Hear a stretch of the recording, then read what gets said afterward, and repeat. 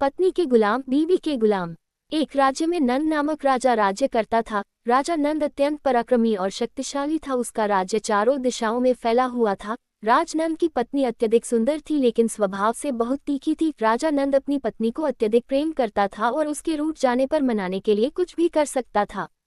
राजा नंद का एक मंत्री था जो अत्यधिक विद्वान और शास्त्रों में पारंगत था। राजा अपने मंत्री पर बहुत भरोसा करता था और शासन चलाने में मंत्री की सलाह अवश्य लेता था। मंत्री की पत्नी का स्वभाव भी बहुत कठोर था। एक बार मंत्री की पत्नी रूठ गई और मंत्री के बहुत मनाने पर भी नहीं मान रही थी। तब मंत्री बोला, प्रिय, तुम्हारा रूठना किस प्रकार दूर हो सो कहो। तुम जो कहोगी मैं वही कार्य करूंगा जिससे तुम प्रसन्न हो जाओ।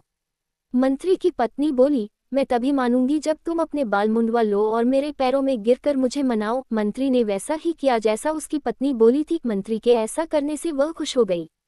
उसी दिन राजा की पत्नी भी रूठ गई और राजा के मनाने पर भी नहीं मानी। अंत में राजा ने कहा, प्रिय, तुम्हारा रूठना मेरी मृत्यु के समान है। तुम ही बतलाओ मैं तुम्हें कैसे मनाऊं।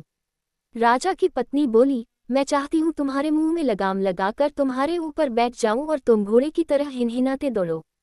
राजा ने रानी की इच्छा पूरी की और खुद घोड़ा बन गया। ये बात धीरे धीरे मंत्रिमंडल तक भी पहुंच गई। दूसरे दिन राज दरबार लगा था। राजा ने मंत्री को देखकर पूछा, मंत्री जी, आपने किस कारण से अपना सिर मुंडवाया है।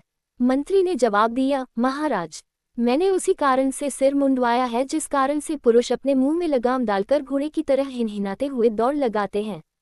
ये बात सुनकर राजा बहुत लज्जित हुआ। शिक्षा हमें अपनी मर्यादा के विरुद्ध है। ऐसे कार्य नहीं करने चाहिए जिससे लोगों के सामने शर्मिंदा होना पड़े।